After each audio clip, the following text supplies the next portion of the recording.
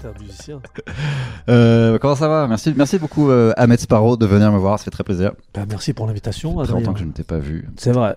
Et comment vas-tu en ce moment? C'est un Écoute, ça va. Je vais pas me plaindre. Ouais. Moi, je me plains pas. Je me plains de pas travailler, mais je me plains pas de pas gagner d'argent, puisqu'on est intermittent et j'ai la chance Ça, c'est un d'avoir truc de ouf, hein. l'intermittence. Et ça, c'est une... T'expliques ça à un Américain, il te regarde genre... Ouais. Mais vous êtes des communistes. Le grave. Mais je crois que je sais même pas s'il y a un pays où il y a ça.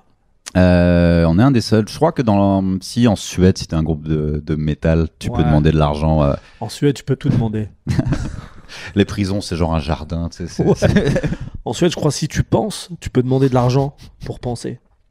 Donc on en parlait avant de tourner. Tu as eu l'occasion de jouer à Dubaï il y a combien de temps? Là, c'était fin mars. Fin mars. Non, on est fin mars là. C'était mi-mars. Mi-mars, ouais. Je suis jamais allé là-bas. C'est quoi le délire? Écoute, moi je connais Dubaï de ce que je vois sur les réseaux et à la télé avec les anges et tout ça. Ouais, enquête exclusive, les anges, tu connais. Donc j'y allais un peu avec des idées reçues et puis finalement moi j'ai v'là les idées reçues. oui parce que ça a été construit par des esclaves, c'est au milieu d'un désert, il y a que des riches, tu peux pas boire l'alcool. C'est des anciens bédouins devenus multimilliardaires. Non, en fait alors moi j'ai apprécié déjà parce que tu peux te poser en terrasse.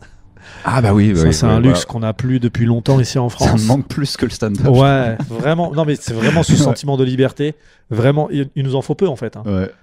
Ouvrez-nous les terrasses et vraiment, on va arrêter de vous casser les couilles. Mais là, je pouvais me poser en terrasse, boire un verre. Je te jure, j'étais là, waouh, c'est quand même incroyable. T'as joué pour qui là-bas? C'était un plateau qui a été organisé là-bas. J'étais là-bas avec Kevin Razi et Hakim Djimili. Ouais. Et on a joué là-bas pour des Français expatriés là-bas. C'est pas une entreprise? Non, c'est une salle de théâtre. C'est pas comme Thomas Wiesel. C'est un beau théâtre. Thomas Wiesel, demain t'as Leroy Merlin. Oh. Ok, j'ai un paragraphe de blague. Un paragraphe sur l'adjoint de Leroy Merlin.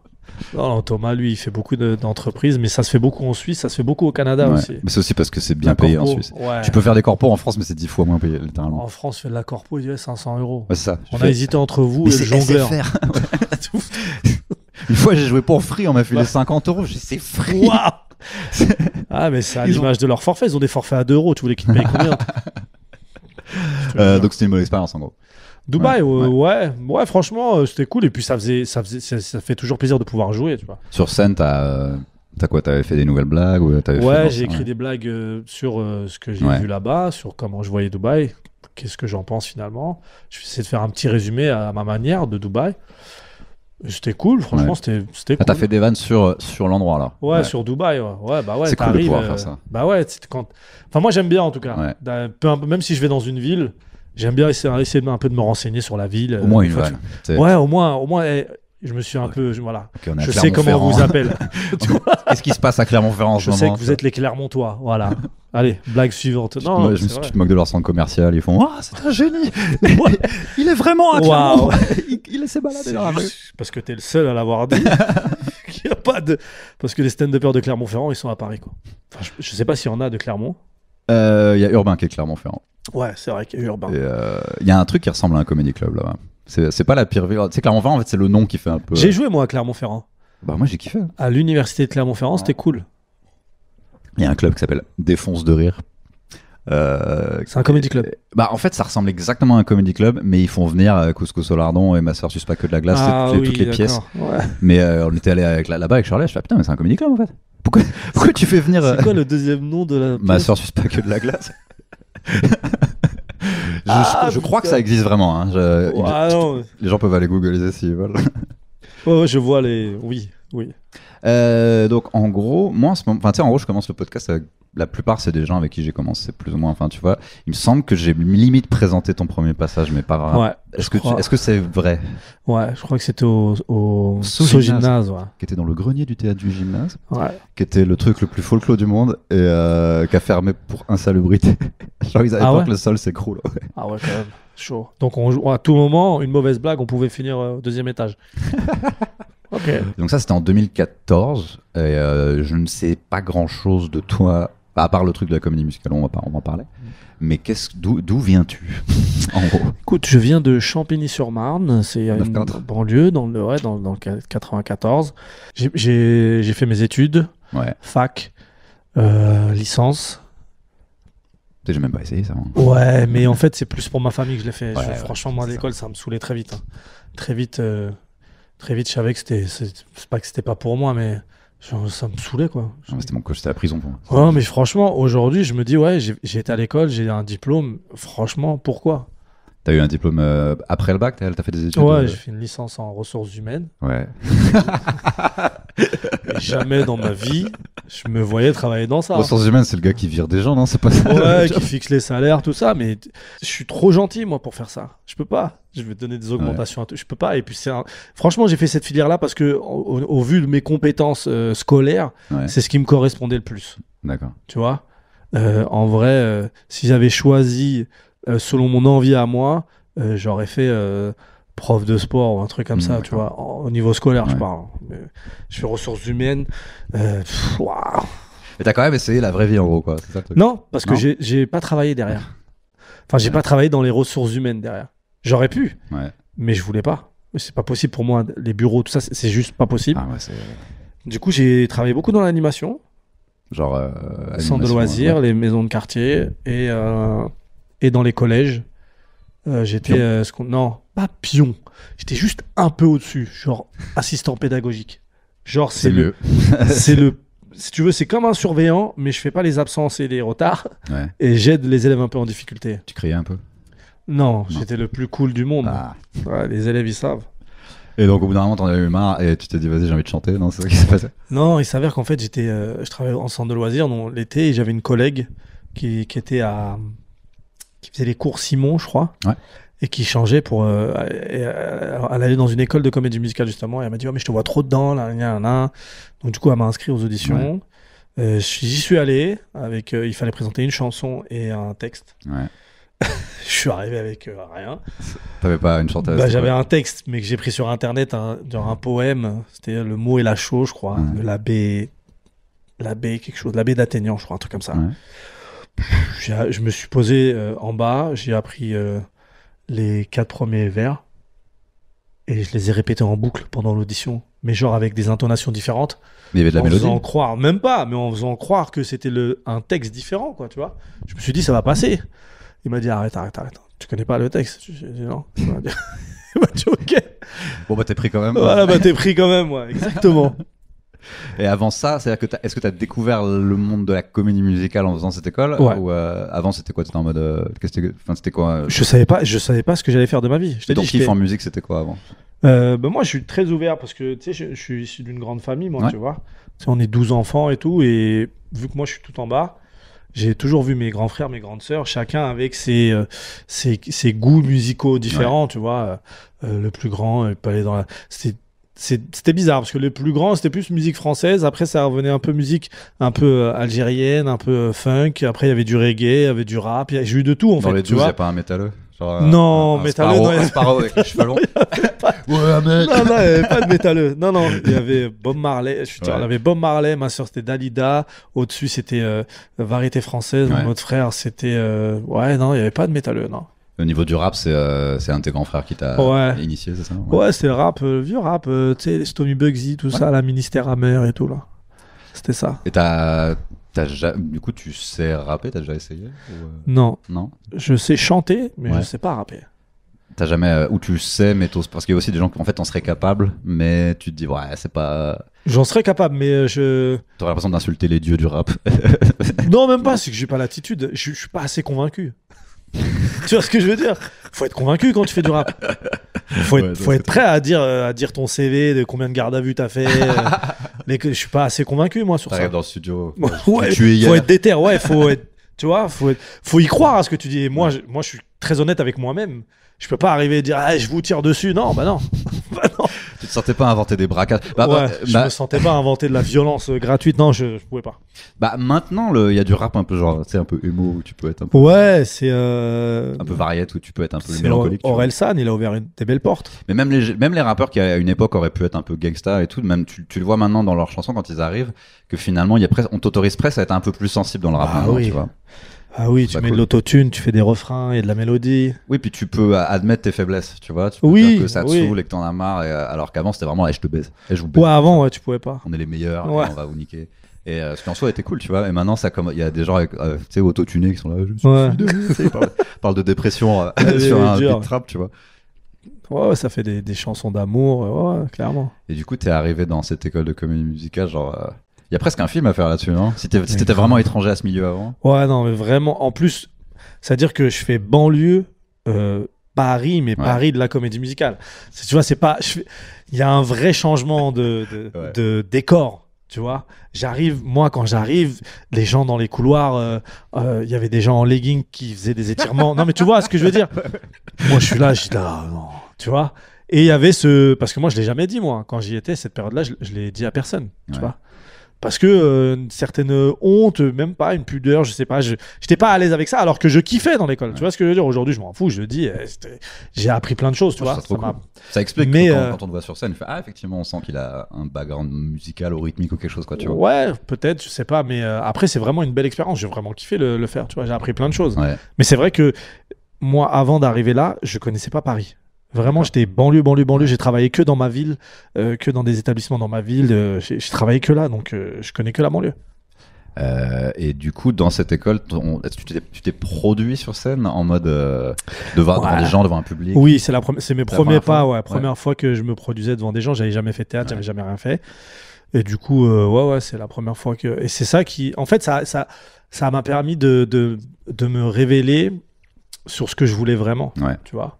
T'as ressenti quoi quand tu te souviens de la première fois où t'es monté sur scène pour chanter un truc? Est-ce que t'étais flippé ou est-ce que tu t'es dit, t'as mis le pied et t'as fait on est à la maison, voilà, c'est le truc? Non, ça fait toujours peur. Mais c'est la sensation, c'est l'après, tu vois, c'est bizarre, hein, même toi tu dois le vivre, mais ce trac et ce soulagement après, même si t'as eu peur, même si c'était tout le long t'étais en panique, quand c'est fini, t'es content d'avoir vécu ça. Ouais, je vois ce que tu veux dire. Donc t'as pas eu une angoisse de mon Dieu fou. Non, c'était dur, c'était très dur, mais au final, c'était des chansons originales que tu chantais ou c'était genre des standards? Faut connaître un peu la comédie musicale. Après, ça dépendait des cours. Il y avait plusieurs cours. Tu sais, t'avais cours de musique classique, de musique pop, c'est comme ça qu'ils appelaient ça. T'avais cours lyrique où c'était vraiment voix lyrique, quoi. Et t'avais cours de comédie musicale et cours et théâtre. Comédie musicale, c'est vraiment que des chants dédiés à la comédie musicale, pas forcément des chants que les gens connaissent, parce qu'il y a énormément de comédie musicale. C'est très Broadway en fait. Justement, c'est ça qui est intéressant, c'est que là tu dis t'osais pas le dire à tes potes et en fait aux États-Unis c'est un stade où si tu viens de genre Harlem ou d'un ghetto comme ça et que c'est assez commun pour les artistes de ces quartiers-là de dire je vais faire une école à Manhattan en mode fame, tu sais, où tu vas chanter, danser. Je sais que Nicki Minaj vient d'un truc comme ça, même Tupac avait fait une école comme ça. Et on te regarde pas genre le rappeur qui chante. Toi, t'avais vraiment un truc genre faut mais en fait, c'est très français comme réaction que j'ai eu. En France, on autorise peu de choses. Tu sais, en France, t'es chanteur, chante. C'est clairement ça en France. Tu vois ce que je veux dire? Tes rappeurs rappent, ne chantent pas. Tu sais, c'est les Américains. Après, comme on suit un peu ce que font les Américains, ça s'ouvre un peu plus. Mais tu vois, genre un groupe comme PNL. PNL dans les années 2000, les gens ils auraient dit mais qu'est-ce que c'est que cette merde? Tu vois ce que je veux dire? On n'était pas prêts encore à écouter ça. Tu vois ce que je veux dire? Comment tu peux nous chanter la rue avec des voix et des sons cloud et chanter la rue, c'est pas possible. Si tu chantes la rue, il faut un truc énervé, tu vois. Il y a beaucoup trop de codes en France qu'on veut pas casser, tu vois, et on les casse au fur et à mesure, mais toujours avec du retard sur les États-Unis. Et aux États-Unis, il y a cette culture de putain, c'est chouette ce que tu fais. Tu vois. Tu vois ce que je veux dire? C'est vrai, quand tu vas là-bas, tu dis qu'est-ce que tu fais? T'es français, ils sont heureux. Ils sont heureux juste parce que tu t'appelles Ahmed. Tu vois ce que je veux dire? Ça a pas de sens. En France, c'est moins d'engouement. Il y a qu'en voyageant que tu te rends compte. Moi, avant de sortir de la France, je pensais qu'on était genre normaux. Puis en fait, tu sors de la France, tu t'entends ce que les étrangers disent des Français. et ensuite tu reviens en France, tu fais effectivement ils ont raison, hein. Tu sais, quand un Québécois me décrit ce qu'ils aiment pas chez les Français, ils décrivent littéralement mes grands-parents en fait. C'était une culture à la française où on tout est nul, on fait la gueule, puis on n'aime pas le changement. Bah y a qu'à voir l'arrivée du stand-up, hein. Ouais. Tu sais, moi je compare un peu l'arrivée du stand-up avec l'arrivée du rap dans la musique, parce que le rap, quand c'est arrivé dans la musique, je suis retombé sur des interviews à l'époque, à Taratata quand même, qui est l'émission où il disait oh non mais de toute façon c'est une musique qui va pas durer, c'est limite de la merde, tu vois. C'est comme le stand-up, ça va pas durer. Mais aujourd'hui les jeunes, les nouvelles générations, je parle en termes de public, ils ne veulent que du stand-up. Ouais, parce qu'en plus t'offres un truc qui est plus simple à faire, donc ça l'ouvre à, tu vois, si t'as pas les moyens de te payer une batterie, un groupe et des amplis et tout, tu peux faire de la musique avec à peu près n'importe quoi, juste une boîte à rythme, un PC et tout. Et le stand-up c'est pareil, tu te poses n'importe où, t'as un micro, effectivement il y a pas de mise en scène et tout. Bon, à ce stade, je pense qu'on a gagné. Mais ah oui, à la longue on va gagner, c'est sûr, c'est comme ça. De toute façon. Puis il y a des gens ils aimeront jamais en fait. Tu peux pas. Il y a des gens qui aiment... Mais le pire c'est que ces gens qui n'aiment pas, qui te disent le stand-up, ils en ont aimé. Parce que ils aiment bien Blanche, mais ils aiment pas le stand-up. Mais ils aiment bien Blanche. Bizarre. Mais t'aimes pas les Arabes en fait. C'est ça. Souvent quand j'entends quelqu'un dire j'aime pas le stand-up, c'est communautaire, ça veut dire quoi? Ça veut dire t'aimes pas les Arabes. C'est exactement ça. Qu'est-ce que t'aimes qu'est-ce que ça veut dire quoi communautaire pour toi? C'est vrai. Parce que moi, à chaque fois que j'entends communautaire, je te jure. Et même moi, j'ai eu ce réflexe-là. Je me dis putain, mais attends, si je fais ça, c'est communautaire. Mais qu'est-ce que ça veut dire communautaire? Mais en plus, c'est bizarre parce que ça veut dire t'as envie de voir un humoriste qui va que parler de trucs que tu vis toi. C'est-à-dire que moi, si je viens pas d'un quartier difficile, mais si je vois un humoriste qui fait du stand-up là-dessus, ce qui peut être des clichés au départ. Enfin, en gros, ça t'ouvre à quelque chose que tu connaissais pas. Et eux, ça les intéresse pas. En fait, ils veulent juste. Parle-moi de ce que je connais moi. Ouais, c'est ça. Et cite des auteurs parce que sinon t'es un connard. Parce qu'on est en France. Je te jure que le truc communautaire, ça ne veut rien dire. Pour moi, quelqu'un qui vient qui me parle, excuse-moi, de la Poitou-Charentes. Si on parle en termes grammatical, c'est communautaire. Il me parle d'un truc que je connais pas. Ça, c'est la communauté de là-bas, mais je connais pas. Ou tu me parles du milieu des entreprises que je ne connais pas, on va dire c'est communautaire maintenant. Tu vois? Du coup, t'avais aussi un background t'apprends à danser là-bas dans ces écoles-là ou pas? Ouais. Le full. T'apprends à danser, mais moi j'y allais pas. C'est vrai? Ouais. Pourtant, il me semble que t'es plutôt un bon danseur. Mais... Ouais, je me débrouille pas mal, mais j'y allais pas parce que. Mais en fait, c'est pas la danse comme moi je le conçois. C'est la danse vraiment chorégraphiée. Et t'apprends des trucs avec une prof hyper sévère. Moi, j'avais la chance de m'entendre très bien avec cette prof. Elle était très dure avec tous les autres élèves, mais genre un doigt qui est pas bon, une crise. Et moi, je faisais le con et elle rigolait. Et les autres, ça les énervait. Genre, mais comment lui, il fait n'importe quoi. Tu rigoles, moi, je suis le meilleur danseur, j'ai le mauvais doigt, tu me cries dessus. Et elle autorisait, en fait, moi, elle me disait, si tu veux, tu viens pas. Et je venais pas. Parce qu'elle avait peur que si tu viennes, ça te saoule et que du coup, tu t'arrêtes l'école complètement et elle voulait que tu continues ou un truc comme ça, non? Non, c'est juste que je lui disais, non, mais la danse, ça me saoule. Et je savais faire les chorés et tout, mais ça me prenait trop de temps. En fait, je dis non, mais ça me prend trop de temps, je peux pas. Après, en fait, durant l'école de comédie musicale, je savais, ça m'a révélé, je savais que je voulais faire des blagues en fait. Je dis mais c'est ça. Après, il y a des gens qui m'ont vraiment donné envie genre de faire des blagues. Genre Thomas Indigol, quand je le voyais, c'est putain, je veux faire ce qu'il fait. Tu vois ce que je veux dire? Vraiment, il y avait Gad, il y avait Jamel et tout. Il y a eu plein d'humoristes que j'aimais beaucoup, même des anciens.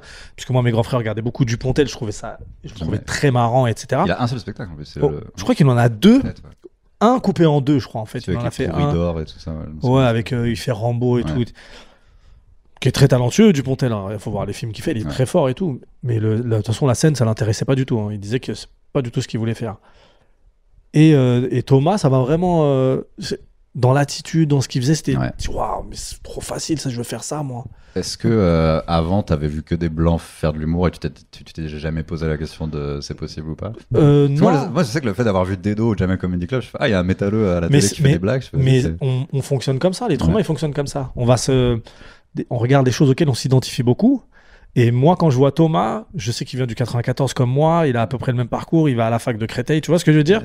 Je me dis, mais en fait, il l'a fait, lui, il l'a fait, je peux le faire, tu vois. Il y a des trucs qui te paraissent inaccessibles des fois, tu vois. Si je regardais De Vos, que je trouvais très fort, je me disais pas, putain, je peux le faire. Tu vois ce que je veux dire? C'est bizarre, hein? C'est beaucoup basé sur des jeux de mots en plus. Oui, mais au-delà de ça, tu vois, que ce soit ou un autre humoriste, tu vois, comment il s'appelle l'autre là? Des proches. J'allais dire, ce qui dit, y a-t-il des juifs? On m'a dit que des juifs se cachaient dans la salle. C'est le gars des ça, vous allez juifs. couper au... voilà, le gars des Non, juifs. le sketch existe. Et lui, ouais. Et non, tu vois, c'est des trucs qui sont très bons, mais je me voyais pas faire ça. Et il y en a qui te donnent cette envie, te disent et te font croire que tu peux le faire. Et Thomas Angel, c'est vraiment celui qui m'a dit, ah putain, j'ai envie de faire ça. Est-ce que tu penses que si t'avais été par exemple aux États-Unis ou même dans un pays où juste la comédie musicale c'est mieux? Parce que je t'avais entendu en parler à un moment de. En gros, ici on avait 10 commandements et Alibaba, et là-bas ils ont ce que tu considères comme le vrai truc, j'imagine. Ouais, oui. T'es allé là-bas et tout, Ouais, j'y suis allé, j'ai regardé à New York, à Broadway et à Londres aussi. Ouais. À Londres, tout ce qui se fait à Broadway, ça se fait à Londres aussi, c'est le même niveau. Et c'est ouf. Ouais, c'est un truc de ouf. C'est vrai que en France, en fait, les comédies musicales, c'est quoi la différence? C'est qu'ils te prennent des chanteurs, d'accord? D'accord. En France, ils prennent des chanteurs, c'est pas des comédiens, ouais. C'est que des chanteurs. Et leur objectif, c'est de vendre des albums. C'est pas un spectacle. Oui, c'est vrai que tu vois ce que je veux dire? Ils veulent vendre des albums. Surtout à l'époque, c'était devenu, après, avec le téléchargement, limite le seul truc qui se vendait encore. Ouais, grave. Et du coup, ils voulaient vraiment. Et ils vendaient des albums. Et aux États-Unis, les grosses comédies musicales qui cartonnent, il y en a qui sont très marrantes. Et puis tu vois même ceux qui genre The Book of Mormon, c'est une qui a cartonné. Ouais. C'est très marrant, c'est très bien fait. J'ai trop envie de le voir. C'est les créateurs de South Park, tu vois. Donc leur ouverture d'esprit, déjà, ils sont plus ouverts que nous, tu vois. C'est des mecs qui font South Park, qui vont faire une comédie musicale. Tu vas à Broadway, tu vas voir Al Pacino à Broadway, tu vas voir du Scarlett Johansson, du Chris Rock. C'est normal parce que Broadway, c'est prestigieux là-bas. Et leur objectif, c'est pas de vendre des albums. Parce que c'est de vendre des billets et de vendre un show, un spectacle, tu vois. Tu regardes dans l'histoire des spectacles vivants, tout confondu, le spectacle a vendu le plus de billets de l'histoire des spectacles, c'est une comédie musicale. C'est quoi? C'est Le Roi Lion. Ah ouais, ça m'étonne pas. Et les musiques du Roi Lion du spectacle, c'est pas les musiques du dessin animé de Disney, c'est des autres musiques au spectacle et on les connaît même pas. Et pourtant, c'est ce qui a vendu le plus de billets dans l'histoire. Ils ont même tenté Spider-Man à un moment, je crois. Ils ont tout fait. Ils ont fait Billy Elliot. Il y a tout. Il y a tout. Là, il y a Hamilton qui cartonnait récemment. Sister Act. Non, ils ont tout fait. Ils te refont tout. Est-ce que tu es allé à New York depuis que tu fais du stand-up ou pas? Non. Non. Depuis que je fais du stand-up, j'y suis pas allé. J'aimerais bien y aller. Franchement, c'est trop cool. J'aimerais bien aller. Non, mais je kifferais y aller grave. Quand ils ont reconstruit la ville. En fait, là, j'aimerais bien que cet été, ils ouvrent. Comme ça, je fais Montréal et après, je vais à New York. Ouais, j'ai fait ça il y a 2 ans. Le dernier moment où je pouvais le faire, j'ai fait 2 semaines New York, 2 semaines Montréal. Ça fait plaisir. En plus, le trajet est super court, c'est genre 1 heure d'avion, un truc comme ça. Et je sais pas quelle est ta compréhension d'anglais, j'imagine qu'elle est pas trop mal. Elle est moyenne bien. Ouais. Quand ça va pas trop vite. Ouf, Avec Wari Nishan, on est allé au Comedy Cellar parce qu'il était sur place. Wari, il vivait là-bas, lui. J'ai vu Bill Burr, j'ai vu Joe D'Apato, j'ai vu plein de gens comme ça. Non, ça vaut vraiment le coup, je te le recommande. Et du coup, Montréal, tu y es allé. Montréal, j'y suis allé. Ouais. C'était comment ton expérience là-bas? C'était très bien. J'ai bien kiffé Montréal. Je pense que j'ai su m'adapter en tant que Français là-bas, même sur scène. T'as changé des mots à tes blagues ou pas? Pas trop. Non. Pas trop. Quand je voulais dire bitch, je disais graine parce que c'est marrant. Oui. C'est rigolo. Des fois, tu me dis des mots. C'est bizarre de dire un truc qui pour toi n'a aucun sens et tu vois les gens. Grave. Je te jure, c'est vrai. Fourré. Qui dit fourré? Je te jure, c'est vrai, ils ont des mots à eux. Ma blonde. Et des fois, tu le dis, c'est vrai que toi, ça a aucun sens, ma graine. Mais pour eux, c'est tout à fait logique. Et ils rigolent. Et ils aiment bien se moquer de nous parce qu'on dit beaucoup du coup. Et toi, tu leur demandes, vous dites quoi à la place? Fuck. Ouais, je crois qu'ils disaient fuck. Fuck, en fait que. Ce qui fait que tu deviens fuck. Et du coup. Il fait un condensé de mots. Et c'est nous les gens chelous après. Je te jure, non, mais c'est moi, c'est ce que je leur disais d'ailleurs. Je dis, franchement, vous avez une très belle langue, mais c'est la nôtre. Il y a des théories qui sont peut-être vraies que, en gros, l'accent québécois, cette version, c'était le français original. Les rois de France avaient un peu cet accent-là aussi. C'est possible. Je veux pas. Enfin, tu vois, je suis pas historien. J'ai jamais un doute. Après, on leur dit des j'ai du mal. On leur dit aussi qu'on les a mis en première ligne au débarquement. Ouais. C'est vrai que c'était nous le bouclier humain en Normandie. Je sais pas. Moi, en cours d'histoire en France, on nous a pas dit les bons trucs non plus. Donc. On nous a dit que la colonisation c'était pour faire des routes et aider les gens. Mais tu vois, quand tu vas jouer à Montréal et tu as dû le voir, et c'est significatif de comment on est. Nous, j'essaie d'écrire sur ça en ce moment, sur comment le français on est. On est vraiment des bâtards en fait. Non, mais vraiment. Non, c'est qu'on n'a aucune considération pour tout le monde. Tu l'as dit tout à l'heure, genre. Je suis d'accord, on n'est pas cool. Partout où on va, on se sent supérieur. Ouais. Tu vois ce que je veux dire? Parce qu'on l'a été il y a 200 ans, je crois, un truc comme ça. Genre, on était au top de la culture. Ouais. Depuis Sartre, qu'est-ce qu'on a vraiment fait? Et je te jure, je suis dans une phase où je me dis, tu sais, parce que l'autre fois, quelqu'un me demandait si j'avais visité la Tour Eiffel. Ouais. Et j'ai jamais visité la Tour Eiffel, moi, de ma vie. D'accord? J'ai jamais été sous l'Arc de Triomphe. C'est des trucs, je m'en fous. Mais je vais vanter qu'on a ça. Ouais. Je vais dire, ah, mais nous, on a la Tour Eiffel. Ah, mais nous, on a ça. Alors que j'y suis même pas allé, parce que moi, les monuments, je m'en bats les steaks. C'est bizarre de dire ça, hein, mais je m'en bats les steaks. Et je sais à quel point je suis parisien, parce que même quand je vais à l'étranger, vos monuments, je m'en bats les steaks aussi. Tu vois ce que je veux dire? Parce que je pense que si t'es New-Yorkais, tu vas pas visiter la Statue de la Liberté. Oui, bah ouais, mais non, mais moi, je vais à New York, mais la Statue de la Liberté, j'en ai rien à foutre. Non, mais tellement je suis français, en fait. À Paris, on a mieux que vous tous réunis. C'est comme ça que je pense. Et je me dis, mais on est vraiment cons. Tu vois, on doit évoluer sur ça.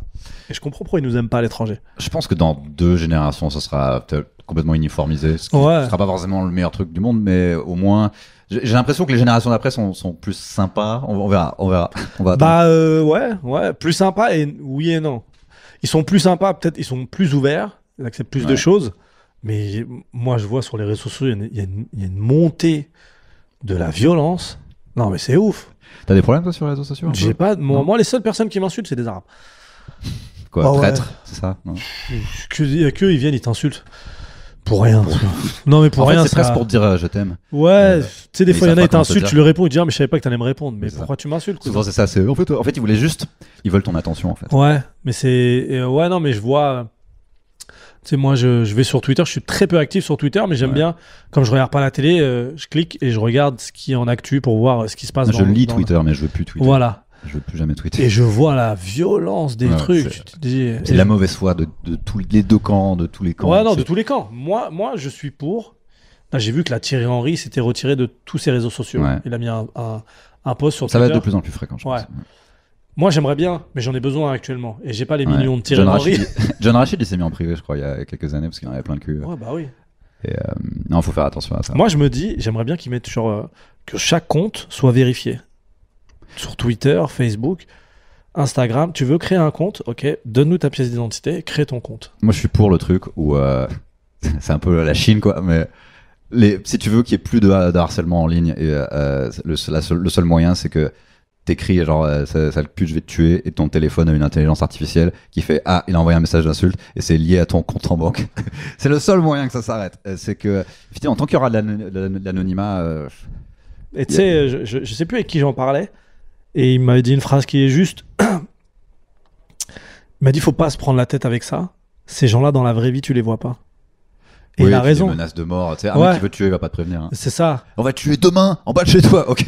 C'est des gens qui galèrent derrière leur PC et leur faux profil. T'imagines à quel point il faut s'ennuyer dans sa vie pour faire ça? Ils sont en caleçon dans une chambre sombre et ils sont tristes, hein, en général, c'est ça. Ouais. Et dans la vraie vie, tu le verras jamais venir et t'insulter en face, tu vois. Dans la vraie vie, il va te dire, c'est bien ce que tu fais. C'est que des gens qui disent, je peux faire une photo avec toi? Ah ouais. Et sur Internet, donc toi, t'as commencé du coup. Donc à ce moment-là, t'as découvert Thomas Gijol au Jamel et t'as commencé en 2014, hein, c'est ça? Ouais. Et c'était quoi donc, comment ça s'est passé? C'était quoi ton expérience? Ça s'est bien passé tout de suite, mal passé tout de suite? Je crois que la première, ça avait été. Ouais. En fait, la première, on a toujours un bon sentiment de la première généralement. Soit ça se passe mal. Soit ça se passe bien, mais la deuxième, ça va merder. C'est ça. T'as trop confiance en toi. C'est exactement. Ouais. Et la deuxième est très nulle. Ouais. Ça te fait vite redescendre sur terre et tu te dis, ah ouais, en fait, c'est pas si facile. Vraiment, je te dis, en fait, la chance du débutant, quoi. Je sais, t'avais pas de casquette à l'époque. C'est là que je dis, quand j'explique aux gens à quel point je suis vieux, je leur dis, j'ai connu Jason sans barbe. C'est vrai. Jimo mince. Ouais. Jimo sans bob. C'est vrai. Ouais, bah oui. Et moi sans bonnet. Et ensuite, donc t'as fait le cirque qu'on a tous fait. Ouais, en fait, je crois que ce soir-là, qu'il y avait Michael Montadir qui jouait. Possible, ouais. Et je crois que ce soir-là, il me propose derrière de faire sa première partie au Café Oscar. Donc je fais le Café Oscar. Et Monica est là, elle aime bien ce que je fais. Elle me dit, putain, c'est cool, tu pourrais revenir régulièrement. Et c'est là où je commence à jouer au Café Oscar de temps en temps, tu vois. De temps en temps au Café Oscar pendant 1 an et demi ou 2, je jouais peut-être une fois par semaine. Au début, pas une fois. Au début, c'était une fois une fois par mois et après c'est monté à une fois par semaine. Parce qu'après, on avait un plateau avec Farid Chamek et Michael Montadir. C'est vrai que je te voyais moins au Paname à l'époque. Je connaissais pas le Paname à l'époque, j'y avais jamais été. Et je suis arrivé au Paname à l'été 2016. Et du coup, si tu vois Thomas Ninja au Jamel Comedy Club, mais en gros, tu l'as fait l'émission au bout d'un moment. Je l'ai fait, ouais. Au bout de combien de quoi, 2017, un truc comme ça? Bah, quand j'arrive au Paname, je crois. Ouais, donc juste un peu après un an, ouais, je crois qu'on fait la même saison. Non, moi je fais après toi, moi je fais la saison d'après. Ouais, 2017.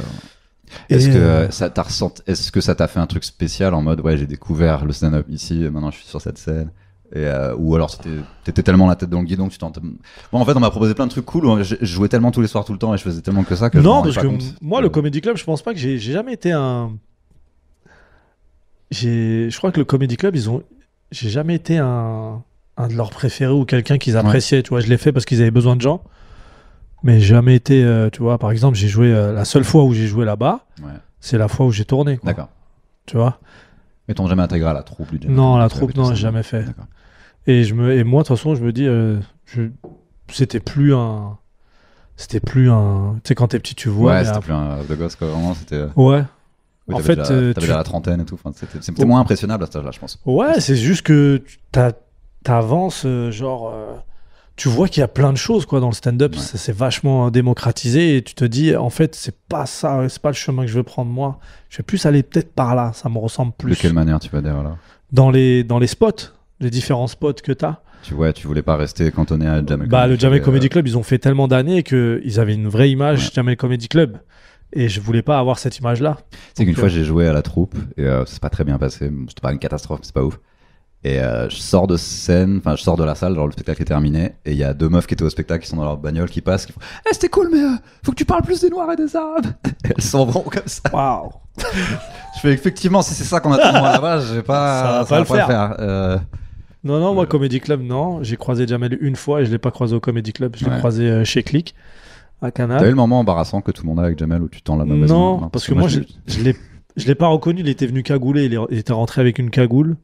En mode incognito. Ouais, dans les bureaux, dans les loges de Click. Ouais. Et il est venu vers moi, il m'a dit oh, Ahmed Sparrow et tout. Il m'a complimenté, c'est très gentil de sa part. Est-ce que tu reconnais pas Jamel Debbouze avec une cagoule? Il est quand même assez. Au début, je savais pas qui c'était. Après, j'ai regardé les. Tu vois un mec pas très grand avec la main comme ça. J'ai regardé les poches et j'ai vu. C'était lui. Qu'est-ce que je voulais dire? Ouais, et du coup, il me semble que t'as eu un peu le même truc que moi. Au bout d'un moment, on t'a mis la pression pour faire un spectacle et tu t'es dit je vais prendre mon temps. Est-ce que je me trompe ou pas? Non, c'est ça. Ouais. Est-ce que c'était pour des raisons similaires aux miennes, ou en gros tu dis on va attendre puis c'est pas ouf, enfin c'est pas incroyable d'attendre, en fait, est-ce que c'était plus précis? On a la chance d'avoir eu des exemples avant nous, et puis moi je voulais pas me dire je vais faire un spectacle et il est pas bon, tu vois. Je me dis de toute façon ça va m'avancer à quoi. Moi je disais tu t'en fous. Ouais. Les gens ils verront ensuite après, ils diront progresser. Non. Et tu comptais lancer ce spectacle juste avant. En fait, juste avant le Covid, non, c'est ça? Je l'ai lancé avant le Covid, en rodage. Ça s'est très bien passé en termes de remplissage, vu que c'était complet tout le temps. J'étais super content. Ouais.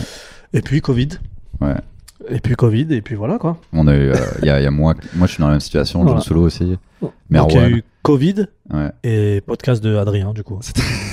C'est super embarrassant parce que je dis à tout le monde pendant 5 ans, mais attendez, ça va être bien, ça va être cool, je vais commencer quand je serai prêt. Et le jour où je suis prêt, il y a une pandémie mondiale et je peux pas faire mon spectacle. Et en plus, je vais pas tout jeter à la poubelle de ce qui était prévu mais bon, c'est des blagues que il y en a certaines. Je te jure, mais j'ai le même raisonnement que toi. Je me dis putain, tu sais, par exemple là on a fait un truc là récemment et je suis arrivé, j'ai dit non mais je vais pas faire ça, je peux pas le faire là, peut-être dans mon spectacle et tout. Une blague, tu veux dire une blague où des blagues que j'ai à moi, même des dernières blagues que j'avais écrites avant le Covid etc. Je dis bah non je peux pas en fait. C'est pas possible, c'est trop vieux. Dans ma tête, c'est trop vieux, alors que c'est pas vieux finalement. Non, mais t'as l'impression que déjà en plus, pour moi, 1 an de Covid, j'ai l'impression que ça fait 2 ans. Ça passe pas, ça paraît plus long, tu vois. C'est ce que j'ai dit aux gens de Clermont-Ferrand. Je leur ai dit 1 an chez vous, ça dure 2 ans. Parce que dans ma tête, du coup, ces vannes, c'est des vannes où, ouais, effectivement, c'est il y a pas si longtemps que ça, mais. Je sais pas, en plus, j'ai même pas l'impression d'être une personne différente depuis le Covid, mais c'est juste pas frais. Et évidemment, il y a rien que je vais jeter vraiment à la poubelle. Bien sûr. Ouais, c'est. Je vois pas l'intérêt d'arriver avec des trucs sûrs. Ah bah ça marche. Ouais, ça marche cool, encore. Ouais. Mais de ouf, mais c'est tellement ça. Tu vois. C'est tellement ça, c'est arrivé, vas-y, de toute façon, c'est du test. On est dans une période où on peut tout faire. Ouais. Franchement, j'ai aucun problème à prendre des bides là.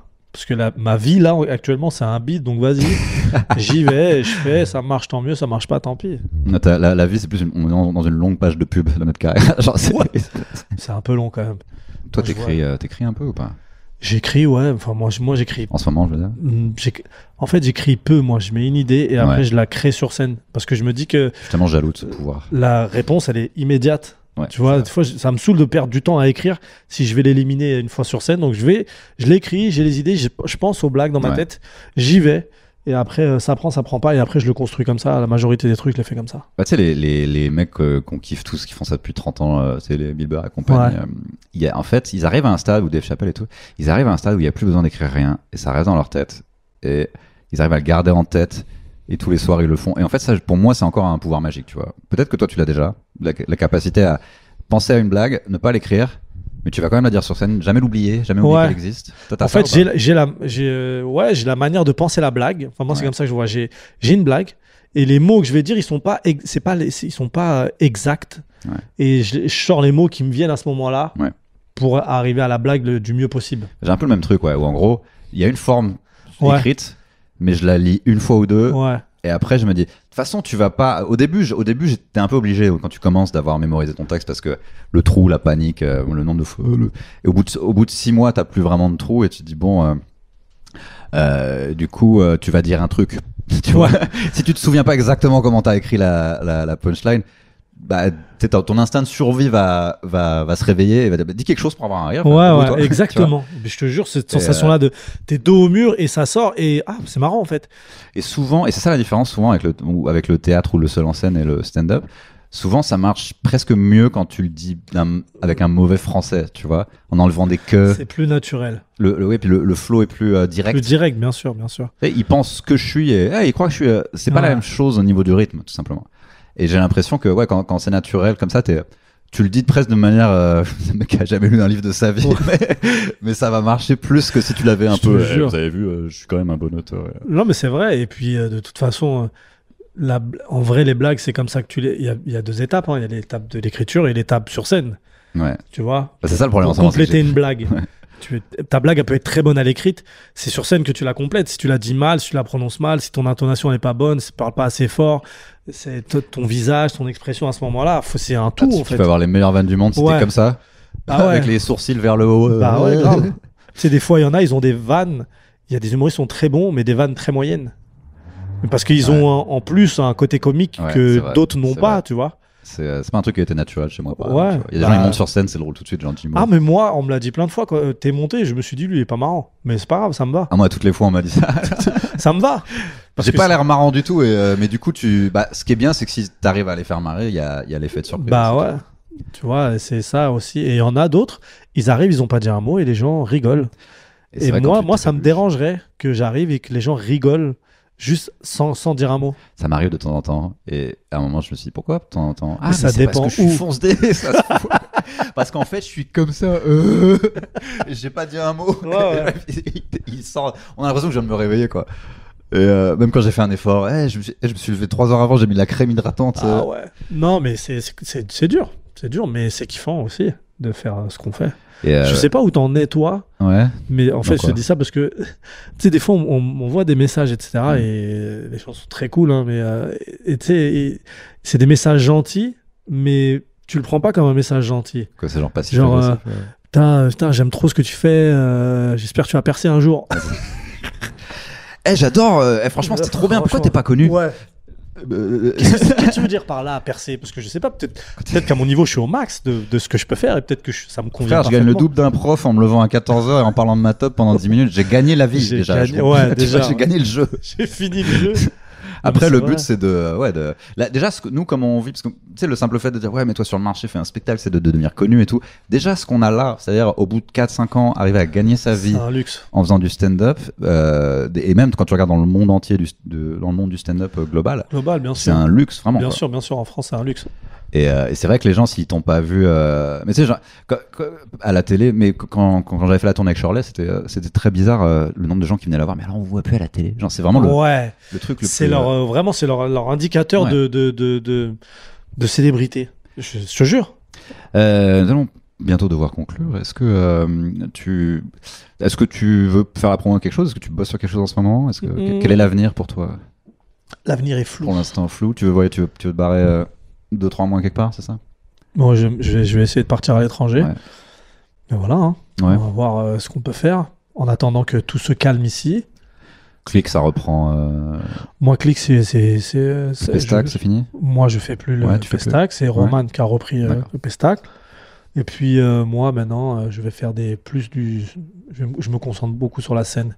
Donc, ça veut dire que même si je vais faire des trucs d'actu, je pense que je le ferai sur scène et je posterai à chaque fois. Merci beaucoup en tout cas, Ahmed. Merci Adrien pour l'invitation. Et j'espère qu'on va pouvoir reprendre bientôt. J'espère te recroiser sur les scènes parisiennes. Avec plaisir. Ou autres. N'hésitez pas à vous abonner, liker, commenter. Est-ce que tu veux plugger un réseau social ou quelque chose? Moi, je suis plus actif sur Instagram. C'est Ahmed Sparrow. Ahmed Sparrow sur Instagram. Ahmed-Sparrow. Instagram. Nickel. Voilà. Merci beaucoup, Ahmed. Merci beaucoup, Adrien.